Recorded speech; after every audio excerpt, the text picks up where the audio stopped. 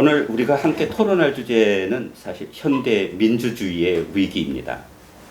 요즘 민주주의의 위기를 말하는 목소리가 점점 더 커지고 있습니다. 우리나라뿐만 아니라 전 세계적으로 곳곳에서 사실 민주주의가 위협받고 있는 상황입니다. 현재 우리가 직면하고 있는 정치적 사회적 현상을 민주주의 관점에서 정확하게 진단하려면 우선 사실 민주주의라는 낱말과 그다음에 위기라는 낱말을 생각해 봐야 될 것 같습니다. 민주주의는 도대체 무엇인지, 또 어떤 상황을 우리가 위기라고 표현할 수 있는지. 사실 민주주의는 위기가 없이는 상상할 수 없을 정도로 밀접하게 연관되어 있죠. 고대 플라톤, 아리스토텔레스, 폴리피오스 사상뿐만 아니라 근대에 들어와서는 칼 막스, 막스 베버, 그리고 최근에 이르러서는 하버마스에 이르기까지 항상 민주주의를 규명하고 좀 해명하려고 그럴 때에는 늘 위기의 담론이 등장했던 것 같습니다. 하버마스는 정당성의 위기를 말하고 콜린 크라우치는 포스트 민주주의를 말합니다.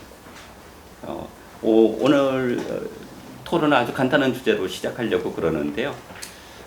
선생님들이 보시기에 정말 현대 민주주의가 위기인지 좀 일반적이고 추상적일 수도 있겠지만 각자 돌아가면서 간단하게 이야기하고 아주 본격적으로 저 주제에 들어갈까 이렇게 생각합니다. 순서는 따로 없지만 임지인 교수님 먼저 말씀해 주시겠어요? 저희 역사하는 사람들은 요새 트럼프 당선 이후 또 이 폴란드의 이 가친스키 정권이라든가 헝가리의 오르반 정권, 거의 다 마지막에 이제 브렉시트까지 이태리, 스페인 등등을 보니까, 또 프랑스의 국민전선 등등을 보니까 마치 1930년대로 돌아가는 것 같은 기시감을 느낄 때가 많아요. 1930년대 그야말로 파시즘의 시대 아닙니까? 이제 스페인 내전, 무솔리니 집권, 스페인 내전, 히틀러의 집권, 이런 것들이 다 엉켜 있는, 계속 이것을 원래 민주주의는 이렇게 좋은 것으로 있는데 뭔가 나쁜 상황이 더 닥친 위기냐, 아니면 이러한 위기들이 민주주의에 내장된 거냐라는 그런 질문을 할 수 있겠지만, 현상적으로 뭔가 이게 전부 흔들리고 있다라는 어떤 불안함 같은 건 누구나 다 느끼는 게 아닌가 이렇게 생각이 됩니다. 정말 우리가 지금 겪고 있는 이런 현상들이 30년대 1930년대 많이 유사해요. 네, 파시즘의 시대 같은 그런 기시감을 많이 느끼는 것 같아요. 저희 역사하는 사람들은. 그래서 하여튼 요즘에 파시즘, 전체주의 이런 개념들이 다시 이제 이렇게 회자되는 것을 보면, 물론 유사점은 있겠지만 또 일부의 사람들은 민주주의 위기를 너무 또 과장하는 것 아니냐, 이런 의견도 있으니까요. 박명인 교수님 어떻게 생각하세요? 예, 저도 민주주의가 위기라는 진단에 대해서 동의를 하고요. 네. 다만 지금 말씀을 듣고 보니까 그게 1930년대 상황과 비교할 수 있는지는 이제 좀 자신은 없지만, 지금 상황은 확실하게 민주주의 위기인 건 사실인 것 같습니다. 오히려 그 정치학에서는 위기보다 조금 더 심한 담론들이 정통파 이론에서 이제 민주주의 자살 이론이 나오고 있고, 존 킨이나 이제 마크 추 이런 이론가들이 주도하고 있는, 그다음에 이제 레비츠키나 이런 사람, 민주주의 방벽이 이제 무너지고 있다. 차차 말씀드리겠습니다만, 또 이 좌파에서도 이제 계속 나오는 이론입니다만, 지금 이게 그 지색이나 바디우나 저리가 익숙한 이론가들, 아감된 이런 양반들도 이제 민주주의가 확실하게 이제 사망 선고를 받고 있는 거 아니냐. 그래서 그런 진보 보수, 저는 정통파, 급진파가 전부 민주주의가 위기 국면을 이미 넘어서 있지 않느냐, 어디로 가느냐에 대해서는 이제 아직 그 어떤 전망이나 확신이 없지만, 현재의 상황이 그 개별 국가 수준에서나 세계적으로 민주주의가 어떤 한계 상황에 봉착하고 있는 듯한 느낌은 좀 어떤 공통된 진단이 아닌가 싶습니다. 그러니까 역사학계보다는 정치학계가 확실히 세네요. 그러니까 예를 들면 단어 사용되는 어휘들이 뭐 자살, 뭐 붕괴, 뭐 이런. 그러니까 중요한 것은 뭐냐면 좌파이건 우파이건 간의 관계가 없이 우리가 하여튼 뭐 서양의 경우에는 2500년 동안 뭐 고대 그리스부터 시작된 이런 하나의 이념적인 또는 제도적인 전통이 한계에 도달했다라는 보편적인 인식은 있다. 뭐 이렇게 이해할 수는 있는 거네요, 그죠? 근데 그것은 논의를 해봐야 될 것 같습니다. 예. 사회주의 붕괴 이후로 아메리카 없으면 여러 차례 된 거지만 그만 냉전 시대를 그리워할 때가 올 것이다. 자본주의는 사회주의를 사회주의와 경쟁하면서 자본주의가 민주주의 공간을 넓히고 아래로부터의 참여나 노동자들의 진출을 넓혀서 그 민주주의가 발전하는 면이 있는데 어쨌든 그 사회주의 붕괴와 비슷한 시기에 역사 종언론이 나오면서 역사 이후 시대를 이야기하고 그 자유민주주의의 완전 승리를 이야기했는데 한 세대가 지나지 않아서 한 세대가 지나서 민주주의로 어떤 그 세계가 일정한 합의를 이뤘다고 할까 체제가 좀 통합되었다고 생각했는데 그때부터 본격적인 내부 위기가 시작됐으니까 어떤 체제도 완전 승리나 역사적으로 직선적인 발전은 없고 결국 변화하고 좀 순환하고 수정하는 그런 좀 그 상황이나 단계에 직면할 것이 아닌가 싶습니다. 네. 하여튼 뭐 그 문제는 우리가 차차 네. 조금 더 깊이 있게 토론해야 할 주제인 것 같아요, 사실은. 어떤 면에서는 이것이 위기이지만 위기를 통해서 항상 자기 수정과 자기 보완 뭐 이런 것들도 가능한 것이니까. 우리 박상훈 선생님 어떻게 생각하십니까? 일단 현대 민주주의의 위기라고 하는 이준우 선생님 표현을 일단 좀 주목하고 싶은데요. 현대 민주주의가 있다면 이제 고대 민주주의라고 하는 짝으로도 하나 비교해 볼 수 있을 것 같아요. 근데 고대 민주주의는 아무래도 다원 체제가 아니고 이론 체제였기 때문에 거기는 위기는 곧 이제 정치의 순환이나 또는 이렇게 정변을 동반했다 그러면 현대 민주주의는 다원 체제라는 특징 때문에 위기를 통해서 저는 늘 발전해 왔다고 생각을 해요. 그래서 그 과정에서 민주주의가 아닌 원리들도 민주주의가 이제 수용하게 돼서 때로는 자유주의, 공화주의, 지금은 삼인주의 일부 원리들도 이렇게 들어와 있는 그런 점에서는 현대민주의 특징, 어떤 갖고 있는 특성 자체로부터 위기 문제는 좀 살펴볼 필요가 있다는 게 일단 한 가지 생각이고요. 그래서 좀 지나친 위기론도 한번 현대민주의 특징하고 좀 비교해서 볼 필요가 있다.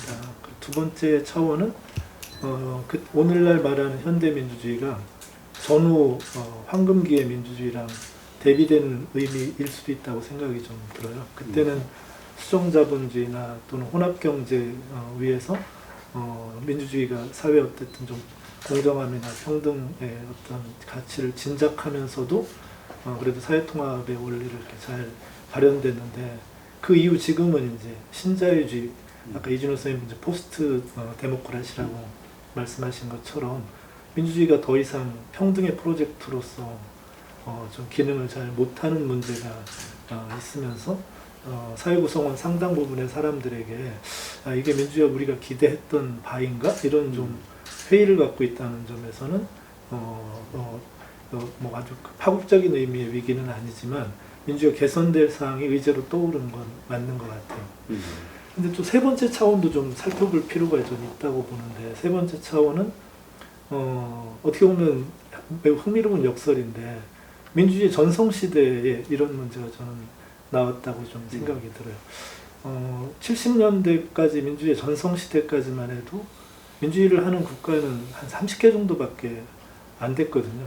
근데 지금은 뭐 120개 정도가 민주주의를 하니까 인간의 역사에서 사회 구성원 절대 다수가 자유롭고 평등하다는 원리로 체제를 운영하는 건 사실 전 처음 있는 일이라는 생각이 들어요. 근데 너무 흥미롭게도 민주주의가 지구상의 대다수 국가의 구성원들에게 정당한 정치체제로 받아들여지고 실제로 그렇게 실천하고 있는데 여러 정치학자들이 지금 경고하는 것처럼 민주적으로 뽑힌 통치자들에 의해서 민주주의가 위협받는 현실.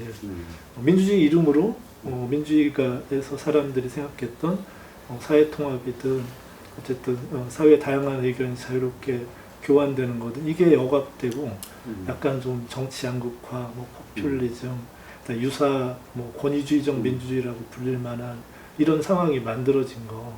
그래서 어떻게 보면 위기에는 이런 역설적인 측면도 좀 존재하는 것 아닐까. 그래서 일단 이런 차원을 놓고 위기를 좀 이렇게 좀 들여다보면 좀 어떨까 하는 생각은 좀 하고 있습니다.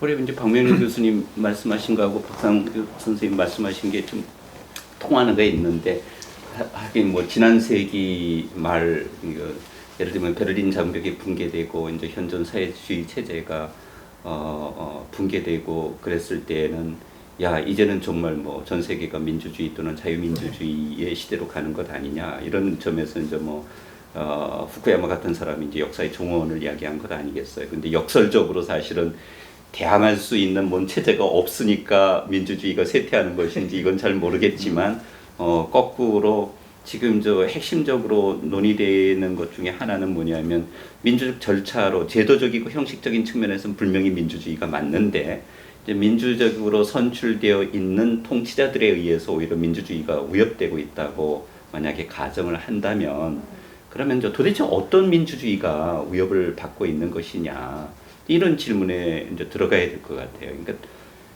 말하자면 우리가 민주주의 위기를 이야기하려고 그러면 무엇을 우리가 위기 현상으로 봐야 되느냐. 그러니까 도대체 뭐 위협받고 있는 것이 도대체 무엇이냐. 이것은 아마 판단하는 사람마다 또 다를 수 있거든요. 그러니까 우리 이제 임재영 교수님 말씀하신 것처럼 소위 30년대에 있었던 20세기 30년대에 있었던 파시즘 전체주의 등장. 물론 근데 파시즘 전체주의 등장할 때에도 사실은 이걸 위기로 본 사람들은 별로 없었죠. 이제 그게 이제 문제인 거죠.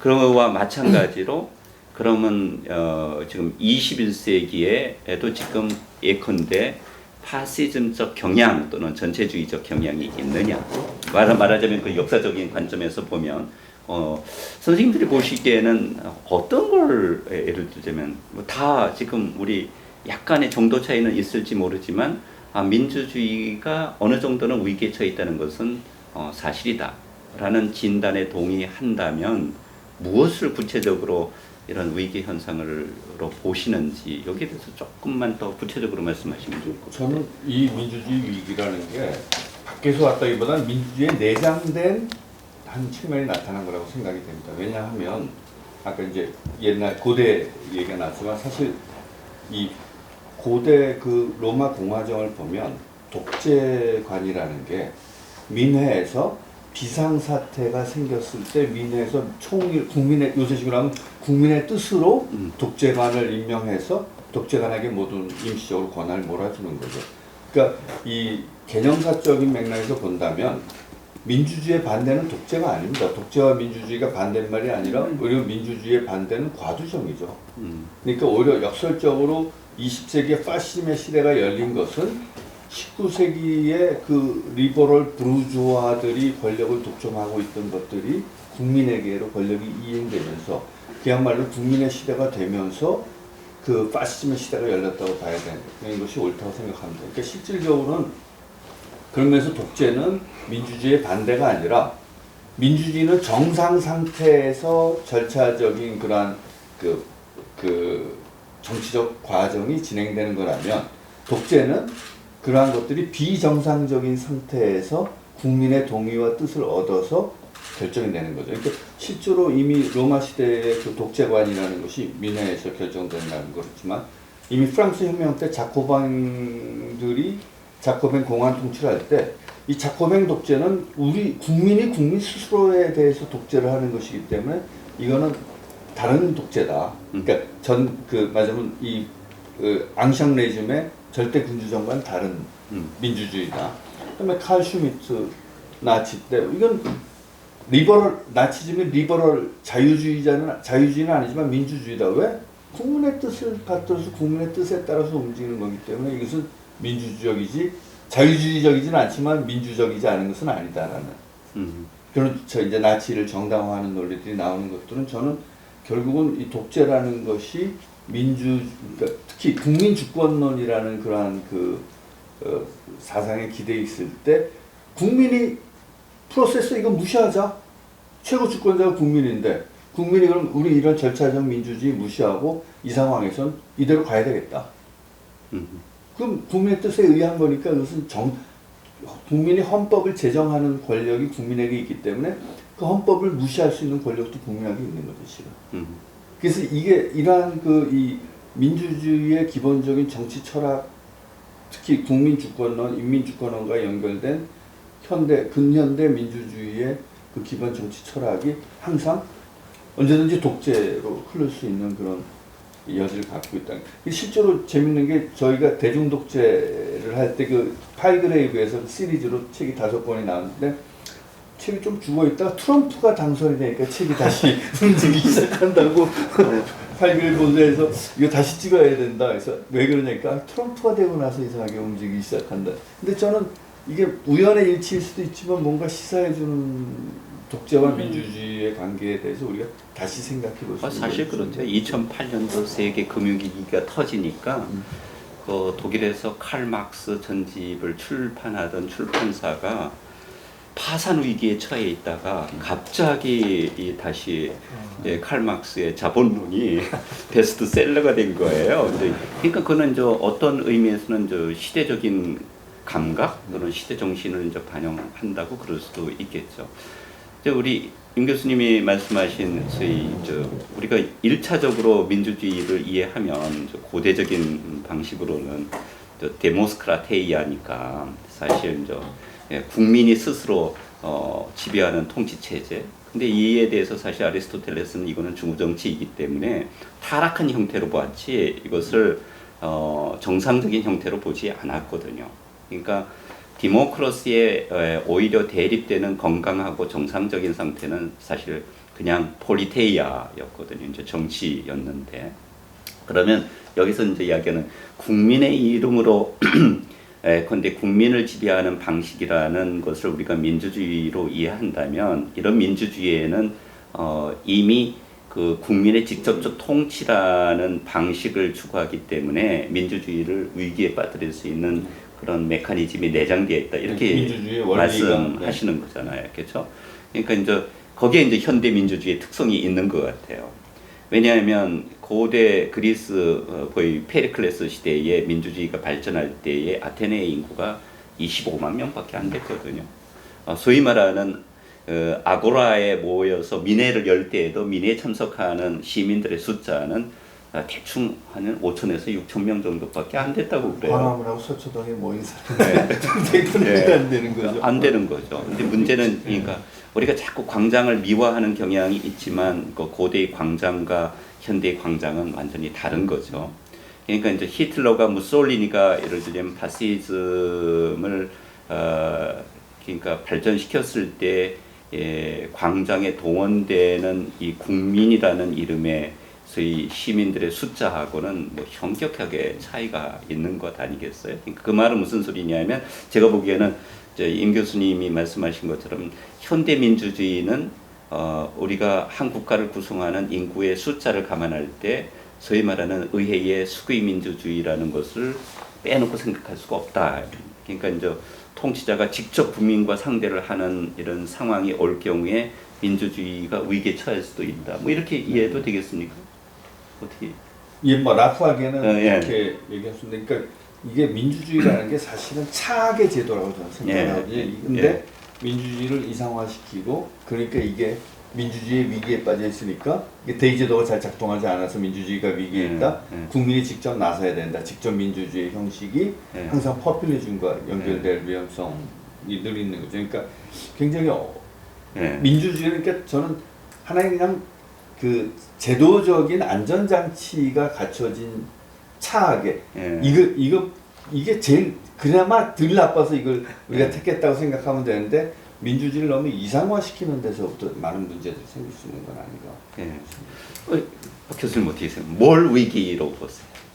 지금 뭐 본질적인 걸 다 지적을 해주셨는데요. 바로 그런 점 때문에 민주주의의 민중의 자기 지배가 갖고 있는 독재적, 독임적, 독점적 성격 때문에 이제 항상 독재관들은 평민원이나 민회와 결합을 하고 독재관들의 저항을 했던 게 이제 원로원, 이건 뭐 오래된 그 대립구도였는데 이 점을 간파했기 때문에 이제 현대 민주주의를 개발한 분들이 이제 뭐 민주공화국이라는 영어를 처음 쓴 사람은 이제 몽테스키에가 법의 정신에서 쓴 말인데 그거를 철학적 이론적으로 이제 헌법화 제도화해 보려고 하는 게 이제 칸트하고 메디슨인데 그래서 그분들은 민주공화국을 결합시켜 이 공화국을 더 중시했지요. 민주제가 갖고 있는 전제적이고 독재적 성격 때문에 그 당시에 공화국이라는 용어는 대의제라는 뜻이었거든요. 대의제, 그건 모든 연구들이 다 밝혀냈지만 칸트나 메디슨에 대한 분석들이 그래서 이게 이 대의제라는 게 좋은 의미의 비어있는 영역이 아니냐. 그러니까 말씀하신 플라톤이나 아리스토텔레스가 뭐 폴리테이아가 됐건 또는 최선의 정체라고 얘기했던 아리스토크라시가 됐건 또는 플라톤이 계속 얘기하고 있는 유일하게 올바른 정체, 이거 이름은 나도 모른다. 7번째 정체가 있다. 그래서 그걸 계속 강조한 게 이제 플라톤의 7번째 정체를. 근데 이게 가만히 보면 그 법을 지키는 정체 중엔 최악이고 법을 지키지 않는 정체 중에는 최선이다. 그걸 현대로 번안한 게 이제 처칠이 민주주의는 지금까지 존재해왔던 체제 중에는 최악이다. 그걸 제외해 놓고는 최악이다. 그래서 저는 결국 제도적 절차적 측면의 위기와 실질적 내용적 측면의 위기가 있는데 이게 왜 민주공화국, 왜 민주제와 대의제의 결합을 통해서 현대 민주주의의 틀을 놓았는가. 이분들의 고민을 생각해 보면 절차적이고 제도적인 측면에서는 민주적 방식으로 선출된 지도자들이 권력 분립이나 그 어떤 입법자나 법관에 의한 사법부에 의한 견제, 균형 여기서 일탈하고 있고 이것이 뭐 트럼프나 또 푸틴이나 뭐 말씀하신 나라 사례도 있고 뭐 터키의 에르도안이나 헝가리의 오르반이나 이제는 브라질 전 세계적으로 이 거의 과거의 독재관이나 독임관처럼 이제 행정명령이나 행정부 위주의 이 민주주의를 독주하면서 이 입법관들에 의한 견제 이게 현저히 약화되고 있다는. 근데 이게 민주적으로 선출된 지도자들이에요. 내용적 실질적으로는 좀 더 심각한데요. 선생님 아까 30년대 말씀하셨지만 지금 모든 통계가 보여주는 것은 난민의 숫자도 인류가 최악의 전쟁 상태에 있었던 2차 세계대전 때보다 압도적으로 많고 불평등 체제가 가장 위기에 직면하는 건 불평등이다. 아리스토텔레스가 맨날 한 얘기인데요.